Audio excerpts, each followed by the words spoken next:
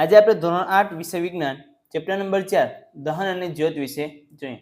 દહન એટલે શું કે જે રાસાયણિક પ્રક્રિયા દરમિયાન પદાર્થ ઓક્સિજન સાથે પ્રક્રિયા કરી અને ઉર્જા ઉત્પન્ન કરે એને શું કહેવામાં આવે છે? દહન કહેવામાં આવે છે.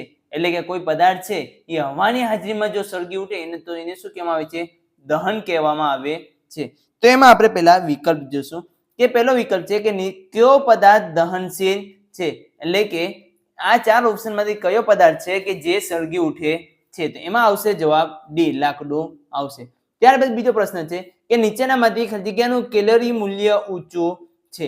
તો આપણને અહીંયા ચાર ઓપ્શન છે, તો ચારમાંથી બી નંબરનો ઓપ્શન એલપીજી. એલપીજી નું કેલરી મૂલ્ય કેવું હોય છે? ઊંચું હોય છે. એલપીજી એટલે લિક્વિફાઈડ પેટ્રોલિયમ ગેસ, જે ઘરમાં બળતણ તરીકે ઉપયોગ થાય છે. ત્યારબાદ ત્રીજા નંબરનું છે કે નીચેનામાંથી કયો પદાર્થ જ્યોત સાથે સળગતો નથી? તો જ્યોત સાથે સળગતો ન હોય તો એવો પદાર્થમાં કોણ આવશે? ચારકોલ આવશે. D option charcoal. ત્યારબાદ ચોથા નંબરનો પ્રશ્ન છે કે કોઈ પણ વ્યક્તિના કપડા આગ પકડી લે તો તે બુઝાવવાનો સારો ઉપાય કયો છે? તો આપણને અહીંયા ચાર ઓપ્શન આપેલા છે. ચારમાંથી કયો ઓપ્શન એવો છે કે જે છે એ સૌથી સારો ઉપાય છે જે આગ બુઝાવવા માટે? તો એમાં આપણે જોઈએ કે સી નંબરનો ઓપ્શન છે કે ઊનના ધાબળા વીંટાળવા. આ છે એ ઊનના ધાબળા વીંટાળવાથી છે આગ છે એ ઝડપથી છે બુઝાઈ જાય છે. ત્યારબાદ 5 નંબરનું છે કે નીચેનામાંથી કયા પદાર્થનું જ્વલન બિંદુ ઊંચું છે? જ્વલન બિંદુ એટલે શું કે જે નીચા તાપમાને પદાર્થ સળગે છે તે તાપમાનને તેનું શું કહેવામાં આવે છે? જ્વલન બિંદુ કહેવામાં આવે છે. ફોર એક્ઝામ્પલ તરીકે આપણે જોઈએ તો અહીંયા ચાર ઓપ્શન છે, તો ચારમાંથી કેરોસીન છે, પેટ્રોલ છે અને આલ્કોહોલ. આ ત્રણેય વસ્તુ છે, એ ત્રણેય વસ્તુને છે એ નીચું તાપમાન જો આપવામાં આવે તો એ નીચા તાપમાને શું થાય છે? તે સળગી ઉઠે છે. જ્યારે કોલસો છે એને ઊંચું તાપમાન આપવું પડે છે, આથી એનું જ્વલન બિંદુ પણ કેવું હશે? ઊંચું હશે. એટલે આપણો જવાબ આવશે કોલસો. ત્યારબાદ છઠ્ઠું છે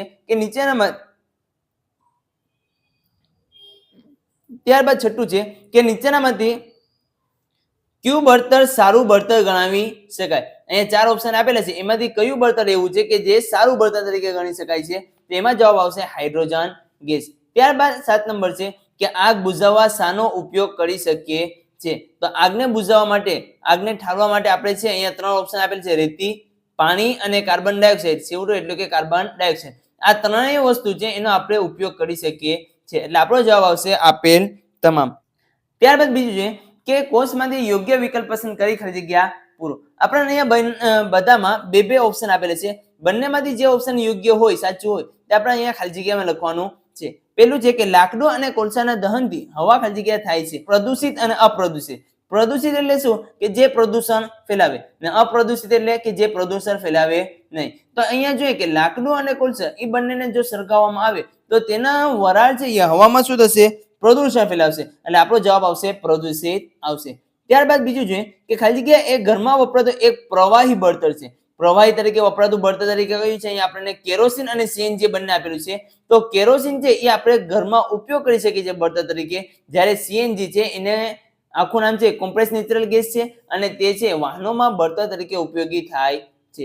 ત્યારબાદ ત્રીજું જોઈએ કે બળતણ સળગે તે પહેલા તેને તેના ખાલી જગ્યા સુધી ગરમ કરવું અનિવાર્ય છે. કોઈ પણ બળતણ છે એને સળગાવવું હોય તો તેના જ્વલન બિંદુ એટલે કે તેને સળગાવવા માટે જે તાપમાનની જરૂર હોય એ તાપમાન છે એ આપવામાં આવે, એને શું કહેવામાં આવે છે? જ્વલન બિંદુ કહેવામાં આવે છે. ને એ આપવું છે એ અનિવાર્ય છે. એટલે આપણો જવાબ આવશે જ્વલન બિંદુ.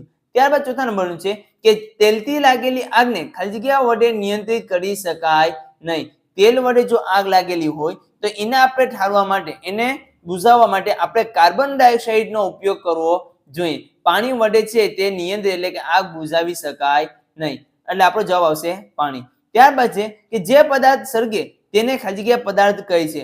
તો દહનશીલ ને અદહનશીલ. દહનશીલ એટલે કે સળગી શકે તેવો પદાર્થ, ને અદહનશીલ એટલે કે સળગે નહીં તે. તો અહીંયા આપણને એમ કીધું કે જે પદાર્થ સળગે છે તે પદાર્થને શું કહેવામાં આવે છે? દહનશીલ પદાર્થ તરીકે ઓળખવામાં આવે છે. ત્યારબાદ છે કે જ્યોતના જુદા જુદા ખાલી જગ્યા વિસ્તાર હોય છે, 2 અથવા 3. તો આપણે જોઈએ કે જ્યોત છે તો જ્યોતના અંદર છે આપણે જોઈએ કે 3 વિસ્તાર હોય છે. તમે અહીંયા જોઈ શકો છો, આ જ્યોત છે તો જ્યોતના અંદર આપણે જોઈએ કે 3 વિસ્તાર હોય છે. એક તો અંદર આવેલો ભાગ હોય છે જે છે એ દહન થતું હોય નહીં, તે છે એક તો સૌથી અંદર હોય છે. ત્યારબાદ બીજું છે જે મધ્યમાં જોવા મળશે, અને એક ભાગ છે આપણને સૌથી બહારના ભાગમાં જોવા મળે છે. આથી જ્યોતના કેટલા ભાગો છે? 3 ભાગ હોય છે. ત્યારબાદ જોઈએ ત્રીજા નંબરનું કે યોગ્ય જૂથમાં વર્ગીકરણ કરો. આપણને કેટલાક છે પદાર્થ આપેલા છે એને દહનશીલ પદાર્થ અને અદહનશીલ પદાર્થમાં વર્ગીકરણ કરવાનું છે. દહનશીલ એટલે કે સળગી શકે તેવા પદાર્થોમાં અને અદહનશીલ એટલે કે સળગી ન શકે તેવા પદાર્થોમાં એને આપણે છે એ અલગ અલગ ગોઠવવાના છે. પેલું છે કે પૂઠું. તો પૂઠું છે એ કેવું છે? દહનશીલ છે. લોખંડની પટ્ટી એ અદહનશીલ છે. દિવાસળી છે એ દહનશીલ છે. લાકડું દહનશીલ છે. તાંબાની દીવી તો આપણે જોયું હોય કે પહેલાના સમયમાં, હાલના સમયમાં તો છે મોબાઈલનો ઉપયોગ કરે છે, પહેલાના સમયમાં જ્યારે લાઇટ જતી હતી તો એ કોનો ઉપયોગ કરતા હતા? તાંબાની બનાવેલી દીવીનો ઉપયોગ કરતા હતા. તો આ તાંબાની દીવી છે એ સળગતી ન હોય પણ એના અંદર જો કેરોસીન નાખતા હતા અને ઉપર શું છે રૂની જ્યોત રાખતા હતા એટલે આ તે છે રૂની જે જ્યોત રાખેલી હતી એ સળગતી હોય છે. જ્યારે છે એ તાંબાની દીવી સળગે એટલે કે અદહનશીલમાં આવશે. ગંધક છે એ દહનશીલમાં આવશે. કાચ અદહનશીલ છે. માટી અદહનશીલ છે. ફોસ્ફરસ છે એ દહનશીલ છે. પથ્થર છે અદહનશીલ છે. કોલસો દહનશીલ છે અને પાણી એ અદહનશીલ છે. ત્યારબાદ આપણે જોઈએ બીજા નંબરનું કોષ્ટક. બીજા નંબરના કોષ્ટકમાં આપણને પદાર્થો અપાયેલા છે. એ પદાર્થને 3 ભાગમાં વર્ગીકરણ કરવાનું છે. પેલું કે ઘન બળતણ એટલે કે સોલિડ ફ્યુઅલ, બીજું પ્રવાહી બળતણ એટલે કે લિક્વિડ ફ્યુઅલ અને ત્રીજું છે વાયુ બળતણ એટલે કે ગેસ ફ્યુઅલ. આપણે ત્રણેયમાં અલગ અલગ છે વર્ગીકરણ કરવાનું છે. લાકડું છે તો લાકડું કેવું છે? ઘન સ્વરૂપે હોય છે. પેટ્રોલ જે પ્રવાહી સ્વરૂપે હોય છે. કોલગેસ જે વાયુ સ્વરૂપે હોય છે. ડીઝલ એ પણ કેવા સ્વરૂપે છે? પ્રવાહી સ્વરૂપે. ખનિજ એ ઘન સ્વરૂપે હોય છે. કોલસો ઘન સ્વરૂપે હોય છે. કેરોસીન છે એ પ્રવાહી સ્વરૂપે હોય છે. પેટ્રોલિયમ વાયુઓ એ છે એ કયા સ્વરૂપે છે? વાયુ સ્વરૂપે હોય છે. કોક એ ઘન સ્વરૂપે હોય છે. સીએનજી વાયુ સ્વરૂપે હોય છે અને બળતણ તેલ છે એ પ્રવાહી સ્વરૂપે જોવા મળે છે. ત્યારબાદ આપણને અહીંયા જોડકા આપેલા છે. એ યોગ્ય જોડકા સામે છે આપણે જોડકા જોડવાના છે. પેલું છે સલ્ફર અને નાઇટ્રોજનના ઓક્સાઇડ. આ સલ્ફર અને નાઇટ્રોજનના ઓક્સાઇડ છે એ વાહનોમાં બળતણ તરીકે પણ ઉપયોગ થાય છે. ત્યારબાદ બીજું છે સીએનજી. સીએનજી છે એ ક્યાં ઉપયોગ થાય છે? કે દહન માટે. ત્યારબાદ ઓક્સિજન છે તો ઓક્સિજન અગ્નિશામક તરીકે. અગ્નિશામક એટલે શું? કે આગને ઓલાવવા માટે છે એ ઓક્સિજનનો ઉપયોગ કરવામાં આવે છે. જેમ કે કંઈ પણ આગ લાગેલી હોય તો આગને બુઝાવવા માટે છે એ આગ લાગી હોય તે વિસ્તારમાંથી આપણે જો હવાનો ભાગ એટલે કે ઓક્સિજનનો ભાગને દૂર કરી નાખવામાં આવે તો એ છે એ શું છે? અગ્નિશામક તરીકે પણ ઉપયોગ થશે. જ્વલનશીલ પદાર્થ છે એનું નીચું જ્વલન બિંદુ એસિડ વર્ષા ધરાવે છે. ત્યારબાદ આપણે જોઈએ કે નીચે આપેલા વિધાનો સામે ખરા કે ખોટા ની નિશાની કરો. પેલું છે કોઈ પણ પ્રકારે લાગેલી આગ બુઝાવવા પાણીનો ઉપયોગ થાય છે. તેલ છે તેલમાં લાગેલી આગને બુઝાવવા માટે આપણે કાર્બન ડાયોક્સાઇડનો ઉપયોગ કરવો જોઈએ. પાણીના દ્વારા છે તે આગને આપણે કાબુ કરી શકતા નથી. એટલે પહેલો આવશે આપણો જવાબ ખોટો આવશે. બીજું છે કે પદાર્થના દહન માટે હવા મહત્વનો ભાગ ભજવે છે. પદાર્થના દહન માટે છે હવા જે મહત્વનો ભાગ ભજવે છે. હવા વગર એટલે કે ઓક્સિજનની ગેરહાજરી વગર છે એ આગ સળગાવી શકતા નથી. તો અહીંયા જવાબ આપણો છે કેવો આવશે? સાચો આવશે. ત્યારબાદ ત્રીજું છે કે મેગ્નેશિયમ એ અદહનશીલ ધાતુ છે. અદહનશીલ એટલે કે સળગી ન શકે તેવી ધાતુ. તો આપણો જવાબ છે એ ખોટો આવશે. શું કામ? કારણ કે મેગ્નેશિયમ એ દહનશીલ ધાતુ છે. ત્યારબાદ ચોથા નંબરનું છે કે કાર્બન ડાયોક્સાઇડનો ઉપયોગ અગ્નિશામક તરીકે થાય છે. તો કાર્બન ડાયોક્સાઇડ છે એનો આપણે ઉપયોગ છે ફાયર સેફટીમાં કરતા હોય છે. એટલે કે એ છે અગ્નિશામક આગ ઓલવવા માટે પણ કરતા હોય છે. એટલે જવાબ કેવો આવશે? સાચો આવશે. અને ત્યારબાદ છે કે લાકડાનું કેલરી મૂલ્ય કોલસાના કેલરી મૂલ્ય કરતા ઊંચું છે. તો એ આપણો જવાબ આવશે ખોટો આવશે. ત્યારબાદ જોઈએ કે નીચેના પ્રશ્નોના એક વાક્યમાં જવાબ લખો. પેલું છે કે બળતણનું કેલરી મૂલ્ય દર્શાવવા માટેનો એકમ જણાવો. તો બળતણ છે એનો કેલરી મૂલ્ય દર્શાવવા માટે કયો એકમ વપરાય છે?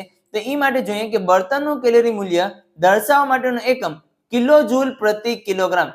એટલે કે આવી રીતે પણ લખી શકે છે કેજે પ્રતિ કેજી. એટલે કે ઉપરના ભાગમાં કેજી કિલો જૂલ આવશે અને નીચે શું આવશે? છેદમાં કિલોગ્રામ આવશે. એને કિલોજોલ પ્રતિ કિલોગ્રામ પણ કહેવામાં આવે છે.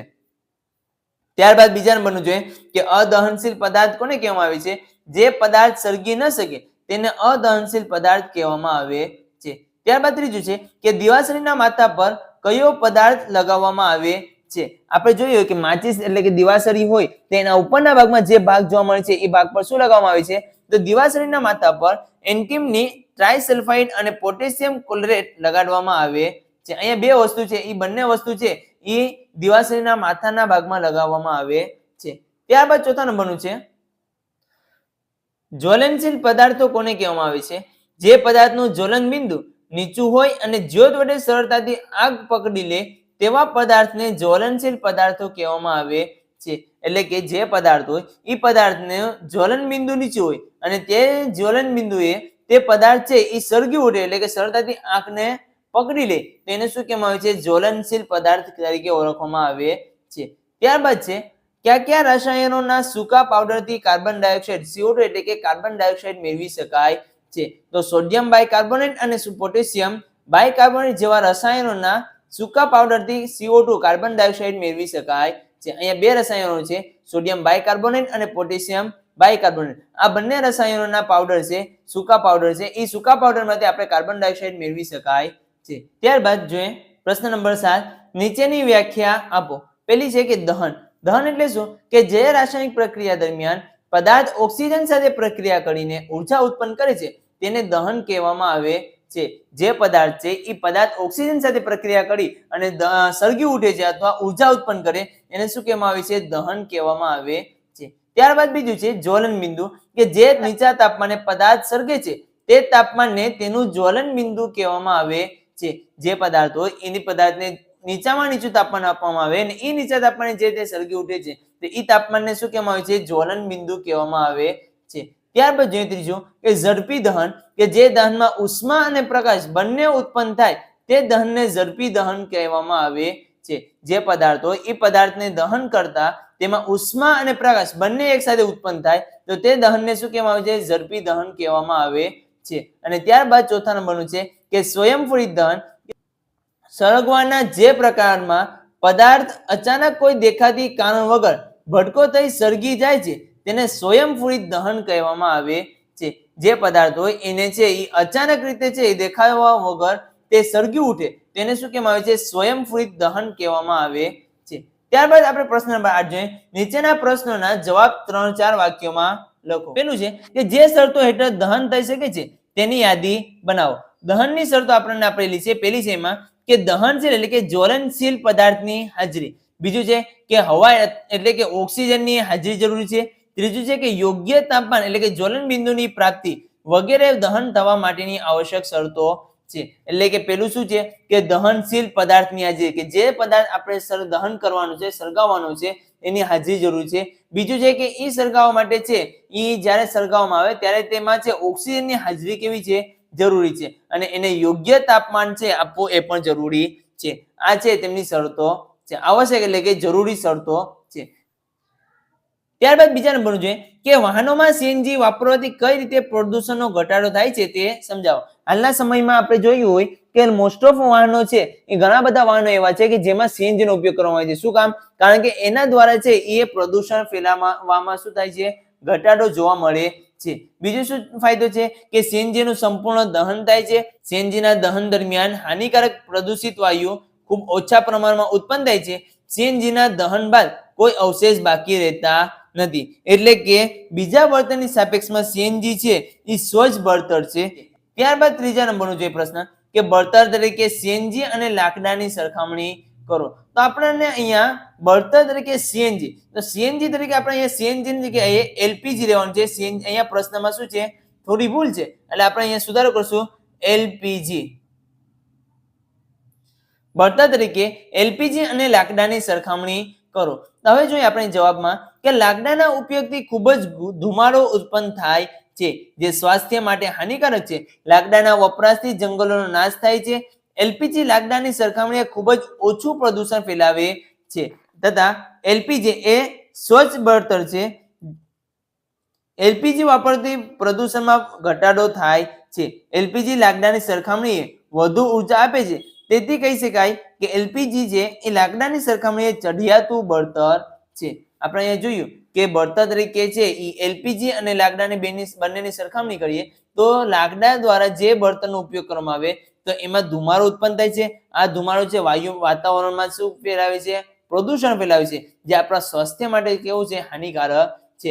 જો એની જગ્યાએ એલપીજી નો ઉપયોગ કરવામાં આવે તો એલપીજી છે એ લાકડાની સરખામણીએ છે ઓછું પ્રદૂષણ ફેલાવે છે તથા આપણે જોઈએ કે લાકડાની જગ્યાએ જો એલપીજી નો ઉપયોગ કરવામાં આવે તો એ સ્વચ્છ છે, ચોખ્ખું છે. અને બીજો ફાયદો એ થશે કે તે છે વાતાવરણમાં છે એ પ્રદૂષણ ફેલાવશે નહીં. આથી એલપીજી છે એનો ઉપયોગ કરવો જોઈએ. ત્યારબાદ ચોથા નંબરનો પ્રશ્ન જોઈએ. CO2 એટલે કે કાર્બન ડાયોક્સાઇડ કઈ રીતે આગને નિયંત્રિત કરવા માટે વપરાય છે? કાર્બન ડાયોક્સાઇડ છે એ આગને છે એ ઓલાવવા માટે અગ્નિશામક તરીકે કઈ રીતે ઉપયોગ થાય છે? તો એ આપણે જોઈએ એનો જવાબ. CO2 એટલે કે કાર્બન ડાયોક્સાઇડ વાયુ ઓક્સિજન કરતા ભારે વાયુ છે જે આગની આજુબાજુ જમા થઈ આગને ધાબળાની માફક લપેટે છે, જેથી બળતણ અને ઓક્સિજન વચ્ચેનો સંપર્ક તૂટી જાય છે અને આગ નિયંત્રણમાં આવે છે. તો આપણે અહીંયા જોઈએ કે કાર્બન ડાયોક્સાઇડનો ઉપયોગ કઈ રીતે કરવામાં આવે છે? જ્યારે આપણે છે કોઈ પણ જગ્યાએ આગ લાગેલી હોય ત્યારે આપણે છે એ ફાયર સેફ્ટીનો ઉપયોગ કરતા હોય તો ફાયર સેફ્ટીમાંથી શું નીકળતો હોય છે? કાર્બન ડાયોક્સાઇડનો પાવડર નીકળતો હોય છે. આ કાર્બન ડાયોક્સાઇડનો પાવડર છે જ્યાં આગ હોય તે આગની ફરતે છે એ ધાબળાની માફક શું થાય છે? લપેટાય છે અને તેમાં ઓક્સિજન સાથેનો સંપર્કને શું કરી નાખે છે? તોડી નાખે છે. આથી શું થશે કે આગ જે હશે એ આગ છે એ ઓલવાઈ જશે. ત્યારબાદ પ્રશ્ન નંબર 5 જોઈએ. પ્રશ્ન નંબર 5 છે કે લીલા પાંદડાના ઢગલાને સળગાવવો અઘરો છે પરંતુ સૂકા પાંદડા સરળતાથી આગ પકડી લે છે, સમજાવો. તો જવાબ જોઈએ કે લીલા પાંદડામાં થોડા પ્રમાણમાં પાણી હોવાથી તેને સળગાવવામાં વધારે ઉષ્માની જરૂર પડે છે. તેનું જ્વલન બિંદુ ઊંચું હોય છે જ્યારે તેની સાપેક્ષમાં સૂકા પાંદડામાં ભેજનું પ્રમાણ હોતું નથી. તેનું જ્વલન બિંદુ કેવું હોય છે? નીચું હોય છે. આમ તેને સળગાવવામાં વધારે ઉષ્માની જરૂર પડતી નથી અને તે સરળતાથી આગ પકડી લે છે. આપણે અહીંયા જોયું કે લીલા પાંદડા અને સૂકા પાંદડા બંનેને જો સળગાવવામાં આવે તો લીલા પાંદડામાં છે એ ભેજનું પ્રમાણ હોય અને પાણીનું પણ પ્રમાણ જોવા મળશે અને આ પાણી અને ભેજનું પ્રમાણ હોવાના કારણે છે તેને આપણે તાપમાન છે એ વધારે આપવું પડશે. આથી છે તેને સળગાવવું થોડુંક અઘરું પડશે. જ્યારે આપણે જે જોઈએ કે સૂકા પાંદડા છે તો સૂકા પાંદડામાં ભેજનું પ્રમાણ અથવા પાણીનું પ્રમાણ જોવા મળતું નથી. આથી તેને છે એ નીચા તાપમાને પણ તે શું થશે? આગને પકડી લેશે અને તે સળગી ઉઠશે. ત્યારબાદ પ્રશ્ન નંબર 6 જોઈએ. પ્રશ્ન નંબર 6 માં જોઈએ કે સોની મીણબત્તીની જ્યોત ના કયા વિસ્તારને સોનું અને ચાંદી પીગાળવા માટે ઉપયોગ કરે છે? શા માટે? આપણે જોઈએ તે પ્રમાણે કે જ્યોત છે તે જ્યોત કેટલા વિસ્તાર હોય છે? એના 3 વિસ્તાર હોય છે. એક તો મધ્યમાં હોય છે, એક બહારની તરફ, એક અંદરની તરફ. 3 વિસ્તાર હોય છે. તો આ 3 વિસ્તારમાંથી સોની છે એ મીણબત્તીનો કયો ભાગનો ઉપયોગ કરે છે? તો એમાં જોઈએ જવાબ કે સોની મીણબત્તીની જ્યોતના મધ્ય વિસ્તારનો ઉપયોગ કરીને સોનું અને ચાંદીને પીગાળે છે. આ મધ્ય વિસ્તારમાં અપૂર્ણ દહન પામેલા મીણના કણો હોય છે જે ફૂંકણીથી ફૂંક મારતા મળતી હવાથી સંપૂર્ણ દહન પામી પુષ્કળ ગરમી ઉત્પન્ન કરે છે જે સોના ચાંદીને પીગાળે છે. એટલે કે આપણે અહીંયા જોઈએ કે આ મીણબત્તી છે તો મીણબત્તીમાં જે મધ્યમ ભાગ છે એ મધ્યમ ભાગ કેવું દહન કરે છે? અપૂર્ણ દહન વાળો ભાગ છે કે જેમાં સોની છે તે ભાગમાં છે એ સોનું ચાંદી રાખી અને ત્યાં છે એ સોના ચાંદીને પીગાળવાનો પ્રયત્ન કરે છે. ત્યારબાદ પ્રશ્ન નંબર 7 જોઈએ. પ્રશ્ન નંબર 7 માં એમ છે કે આબિદા અને રમેશ એક પ્રયોગ કરી રહ્યા હતા જેમાં પાણીને બીકરમાં ગરમ કરવાનું હતું. આબિદાએ બીકરને વાટની નજીક મીણબત્તીની જ્યોતના પીળા ભાગનું રાખ્યું. રમેશે બીકરને જ્યોતના સૌથી બહારના ભાગમાં રાખ્યું. કોનું પાણી ઓછા સમયમાં ગરમ થઈ જશે અને શું કામ? આપણને અહીંયા પ્રશ્ન કીધેલું છે કે આબિદા અને રમેશ છે આ બંને વ્યક્તિ છે જે પાણીના બીકરને છે ગરમ કરવા માંગે છે. હવે એમાં આબિદા છે એ બીકરને વાટની નજીક રાખે છે, મીણબત્તીના જ્યોતના પીળા ભાગમાં રાખ્યો હશે, જ્યારે રમેશ છે એના બીકરને જ્યોતના સૌથી બહારના ભાગમાં રાખ્યું છે.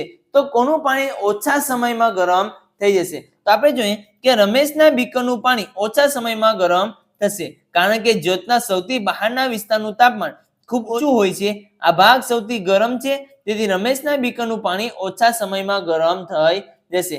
જ્યારે છે આબિદા છે એ આબિદા છે એ ક્યાં રાખે છે? પીળા ભાગમાં રાખે છે. આથી મધ્યમ ભાગમાં રાખશે તો મધ્યમ ભાગમાં રાખવાના કારણે છે એ ભાગ કેવું દહન કરે છે? અપૂર્ણ દહન કરે છે. એટલે કે ત્યાંનું છે ગરમી કેવી હશે? તાપમાન ઓછું હશે. જે બહારના તાપમાનની સરખામણીમાં કેવું હશે? તાપમાન ઓછું હશે. તેથી આબિદા છે પાણી છે ગરમ થવા પહેલા કોનું ગરમ થઈ જશે? રમેશનું છે એ પાણી ગરમ થઈ જશે. ત્યારબાદ આપણે જોઈએ. ત્યારબાદ પ્રશ્ન નંબર 9. નીચેના પ્રશ્નોના મુદ્દાસર જવાબ લખો. પેલું છે કે મીણબત્તીની જ્યોતની નામ નિર્દેશ વાળી આકૃતિ દોરો. તમારે છે અહીંયા એક મીણબત્તીની આકૃતિ બનાવવાની છે અને આ આકૃતિમાં તમારે ખાસ 3 વિસ્તાર બતાવવાના છે. જે આપણને અહીંયા જ્યોત બતાવેલી છે આ જ્યોત છે એના 3 વિસ્તાર બતાવવાના છે. પહેલો સૌથી અંદરનો વિસ્તાર કે જે સૌથી ઓછો ગરમ હોય છે અને એ ન દહન થયેલા મીણની વરાવાળો સૌથી અંદરનો વિસ્તાર છે કે જે કાળા રંગનો જોવા મળે છે. ત્યારબાદ મધ્યમ વિસ્તાર છે, જે મધ્યમ વિસ્તાર છે એ મધ્યમ ગરમ હોય છે અને એ અપૂર્ણ દહનવાળો મધ્યમનો વિસ્તાર છે જે કયા રંગનો જોવા મળે છે? પીળો રંગનો જોવા મળે છે. ત્યારબાદ સૌથી બહારનો વિસ્તાર છે એ ગરમ વિસ્તાર હશે. તે અપૂર્ણ દહનવાળો સૌથી બહારનો વિસ્તાર છે જે ભૂરો રંગનો જોવા મળે છે. તો તમારે અહીંયા છે એક વ્યવસ્થિત છે એ આકૃતિ બનાવવાની છે અને આ 3 વિસ્તાર તમારે બતાવવાના છે. ત્યારબાદ પછીનું જોઈએ. પ્રશ્ન નંબર 2 માં એમ છે કે એક પ્રયોગમાં 4.5 કિલોગ્રામ બળતણનું સંપૂર્ણ દહન કરવામાં આવ્યું છે. તેમાંથી ઉત્પન્ન થતી ઉષ્મા 1,80,000 કિલોજૂલ નોંધાઈ. બળતણનું કેલરી મૂલ્ય શોધો. આપણે અહીંયા બળતણ છે જે બળતણ ઉપયોગ કરવામાં આવે છે એ બળતણનું કેલરી મૂલ્ય શોધવાનું છે. તો એ માટે આપણે પહેલા શું લખશું કે 1 કિલોગ્રામ બળતણના સંપૂર્ણ દહનથી ઉત્પન્ન થતી ઉષ્મા બરાબર 1,80,000 કિલોગ્રામ. જે બળતણનું કેલરી મૂલ્ય બરાબર ઉત્પન્ન થયેલી ઉષ્મા છેદમાં શું આવશે? બળતણનું કુલ દર. અહીંયા બળતણનું ઉત્પન્ન થયેલી ઉષ્મા કેટલી આપણને આપેલી છે? 1,80,000 આપેલી છે એ કિલોજૂલમાં છે અને 4.5 કિલોગ્રામ છે એ બળતણનું કુલ દર છે. તો અહીંયા આપણે જો એનો ભાગાકાર કરશો તો આપણો જવાબ કેટલો આવશે? 40,000 કિલોજૂલ પ્રતિ કિલોગ્રામ આવશે. એટલે કે આમ બળતણનું કેલરી મૂલ્ય કેટલું મળશે આપણને? 40,000 કિલોજૂલ પ્રતિ કિલોગ્રામ થશે. ત્યારબાદ પ્રશ્ન નંબર 3 છે કે શું કાટ લાગવાની ક્રિયાને દહન કહી શકાય? જોઈએ જવાબ ના, કાટ લાગવાની ક્રિયાને દહન કહી શકાય નહીં. કારણ કે કાટ લાગવાથી પ્રક્રિયા ધીમી પ્રક્રિયા છે. તેમજ કાટ લાગવાની પ્રક્રિયા ઓરડાના તાપમાને થઈ શકે છે, જ્યારે દહન ક્રિયા જ્વલન બિંદુ જેટલા તાપમાને જ શક્ય બને છે. આ ઉપરાંત કાટ લાગવાની પ્રક્રિયામાં ગરમી પ્રકાશ ઉત્પન્ન થતો નથી, જ્યારે દહન ક્રિયામાં ઉષ્મા અને પ્રકાશ ઉત્પન્ન થાય છે. તેથી કહી શકાય કે કાટ લાગવાની ક્રિયા એ દહન ક્રિયા કહી શકાય નહીં. અહીંયા પ્રશ્નમાં એમ કહેવામાં આવે છે કે જે કાટ લાગવાની પ્રક્રિયા છે એને આપણે દહન પ્રક્રિયા કહી શકાય, તો આપણે એને દહન પ્રક્રિયા કહી શકાય નહીં. શું કામ? કારણ કે કાટ લાગવાની પ્રક્રિયા છે એક તો ધીમી પ્રક્રિયા છે. બીજા નંબરમાં જોઈએ કે કાટ છે એ ઓરડાને તાપમાને પણ લાગી શકે છે, જ્યારે દહન છે તો દહન માટે જ્વલન બિંદુ જરૂરી છે. તો આ જ્વલન બિંદુ એ તે છે એ દહન થઈ શકે છે. ત્યારબાદ બીજો પોઈન્ટ જોઈએ કે કાટ લાગવાની પ્રક્રિયામાં ગરમી અને પ્રકાશ આપણને ઉત્પન્ન થતો જોવા મળતો નથી. જે વસ્તુમાં કાટ લાગે છે તો એ વસ્તુને પછી આપણે અડતા તેમાં ગરમી કે પ્રકાશ આપણને જોવા મળતો નથી. પણ જ્યારે દહન પદાર્થ છે તો એ દહન પદાર્થ છે એમાં ઉષ્મા અને પ્રકાશ બંને ઉત્પન્ન થાય છે. આથી આપણે કહી શકાય કે કાટ લાગવાની ક્રિયા છે એ દહન ક્રિયા કહી શકાય નહીં. ત્યારબાદ આપણે પ્રશ્ન નંબર 4 જોઈએ. બળતણનું દહન હાનિકારક પદાર્થોનું ઉત્પાદન પ્રેરે છે, કઈ રીતે સમજાવો? તેમાં પહેલો પોઈન્ટ છે કે કાર્બન ધરાવતા બળતણ જેવા કે લાકડું, કોલસો, પેટ્રોલિયમ વગેરે દહન ન થયા હોય તેવા કાર્બનના કણો છોડે છે. આ કણો ખૂબ જ ભયાનક પ્રદૂષકો છે જે શ્વાસ સંબંધિત રોગો કરે છે. બીજો પોઈન્ટ છે કે બળતણના અપૂર્ણ દહનથી કાર્બન મોનોક્સાઇડ વાયુ ઉત્પન્ન થાય છે જે ખૂબ જ ઝેરી છે. ત્યારબાદ ત્રીજો પોઈન્ટ છે કે મોટાભાગના બળતણના દહનના લીધે કાર્બન ડાયોક્સાઇડ ઉત્પન્ન થાય છે જે ગ્લોબલ વોર્મિંગ પ્રેરે છે. અહીંયા આપણને જે બળતણના લીધે છે જે પદાર્થોમાંથી આપણને હાનિકારક પદાર્થ ઉત્પન્ન થાય છે એ પદાર્થને અહીંયા આપણે દર્શાવેલા છે. પ્રશ્ન નંબર 10 છે વૈજ્ઞાનિક કારણ આપી સમજાવો. પેલું છે એમાં કે વિદ્યુતના સાધનો સાથે સંકળાયેલી આગને નિયંત્રિત કરવા પાણી વપરાતું નથી, કારણ કે કોઈ પણ વિદ્યુતના સાધનો હોય જો તેમાં આગ લાગી જાય આગને ઓલવવા માટે છે આપણે પાણીનો ઉપયોગ કરી શકતા નથી. શું કામ? કારણ કે આપણે જોઈએ તો પાણી એ વિદ્યુતનું સુવાહક છે, એટલે કે પાણી છે એમાંથી વિદ્યુતનું વહન થઈ શકે છે. તેથી પાણી દ્વારા વિદ્યુતના સાધનો સાથે સંકળાયેલી આગને નિયંત્રિત કરવામાં આગ ઓલવનાર વ્યક્તિના શરીરમાં વિદ્યુત પ્રવાહ દાખલ થવાથી વીજળીનો આંચકો લાગે છે જે જીવલેણ પણ બની શકે છે. એટલે કે જો પાણી છે એ વિદ્યુતનું સુવાહક છે, આ સુવાહક હોવાથી તેમાંથી વિદ્યુત પ્રવાહ પસાર થશે, એટલે કે જે વ્યક્તિ છે આગ ઓલવવા માટે છે એ જતો હશે તો એ ઓલવવામાં તેને છે એમાંથી વિદ્યુત પ્રવાહ પસાર થશે પાણીમાંથી, અને એ પાણીમાંથી વિદ્યુત પ્રવાહ પોતાના શરીરમાં જશે અને આના કારણે છે તેને આંચકો લાગી શકે છે અથવા તેનું મૃત્યુ પણ થઈ શકે છે. આથી આપણે જે વિદ્યુતના સાધનો સાથે સંકળાયેલી આગને નિયંત્રિત કરવા આપણે પાણીનો ઉપયોગ કરી શકતા નથી. પ્રશ્ન નંબર 2 લાકડા કરતા એલપીજી એ ઘર વપરાશનું વધુ સારું બળતર છે, કારણ કે લાકડાની સરખામણી એલપીજીનું કેલરી મૂલ્ય ઘણું વધારે છે. તેમજ એલપીજી લાકડાની સરખામણીએ ખૂબ જ ઓછું પ્રદૂષણ ફેલાવે છે. તેમજ એલપીજી એ સ્વચ્છ બળતર છે. એલપીજી વાપરવાથી પ્રદૂષણમાં ઘટાડો થાય છે. આથી આપણે લાકડાની જગ્યાએ એલપીજી છે એ ઘર વપરાશમાં વાપરવું જોઈએ.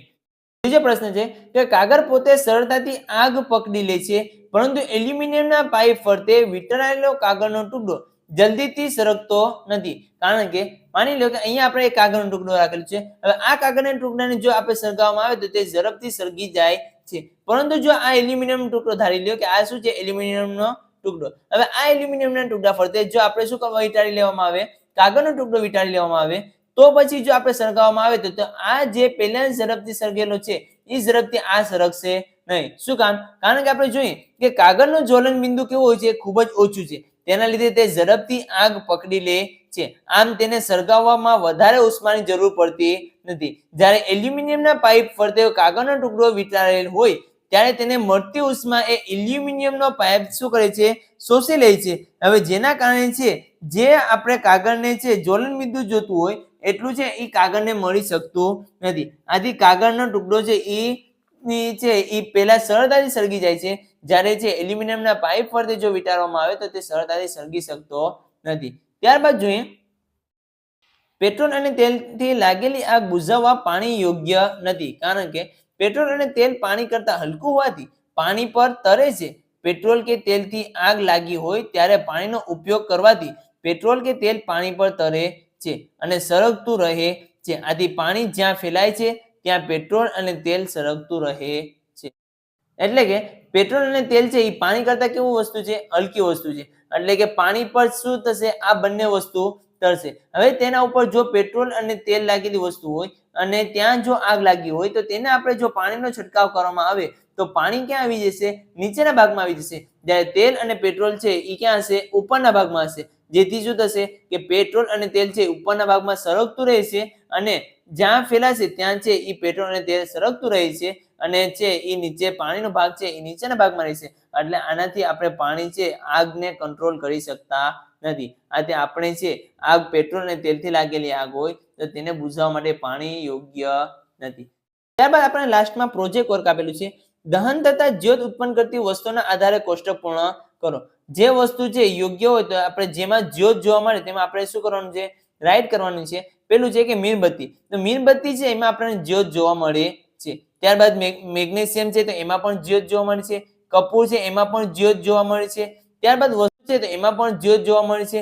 કોલસો છે તો કોલસામાં જ્યોત હોતી નથી, એટલે એમાં જે જ્યોત નથી તેમાં આપણે રાઈટ આવશે. અને ત્યારબાદ પેટ્રોલ છે તો પેટ્રોલમાં પણ જ્યોત જોવા મળે છે. અહીંયા આપણું ચેપ્ટર છે એ પૂર્ણ થાય છે.